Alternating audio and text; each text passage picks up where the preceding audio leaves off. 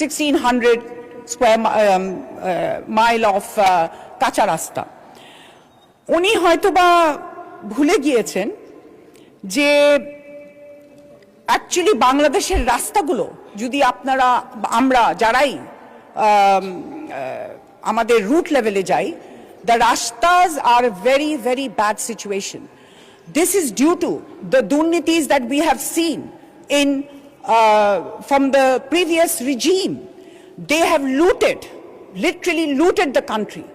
কোনো বড় বড় উন্নয়নের প্রকল্প করেছেন ওনারা, কিন্তু ওনারা কোনো জনগণের উন্নয়নের জন্য কোনো কাজ করেননি, যার জন্য আমাদের এই কাঁচা রাস্তাগুলা এখনো আছে। We are only in government for last 100+ days. So we must give time to our government. আপনারা, আমি আশা করব যে আপনারা আমাদেরকে, আমার প্রধানমন্ত্রীকে আপনারা করবেন, সাধুবাদ জানাবেন। এবং ইন্টারেস্টিংলি এখানে উনি একটু ভুলে গিয়েছেন যে প্রধানমন্ত্রী কিছুদিন আগে বাজেটে এবং আমাদের অর্থমন্ত্রী উত্তরাঞ্চলকে একটা কৃষি হাব বলে ঘোষণা দিয়েছেন। এটারও তো সাধুবাদ জানাতে পারতেন ওনারা, কিন্তু ওনারা জানান নাই। I am amazed at their way of handling.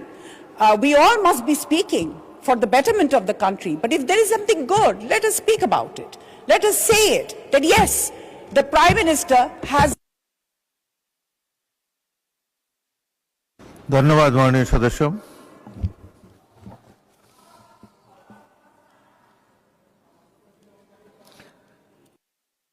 এক মিনিটে আপনার বক্তব্য সমাপ্ত করেন। আপনাকে 8 মিনিট দেওয়া হয়েছে, অন্যদেরকে 6 মিনিট দেওয়া হয়।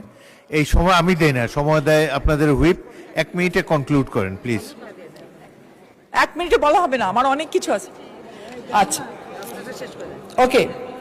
Rangpur faces a lot of structural development. ওকে, আপনাকে 2 মিনিট দেওয়া হয়েছে।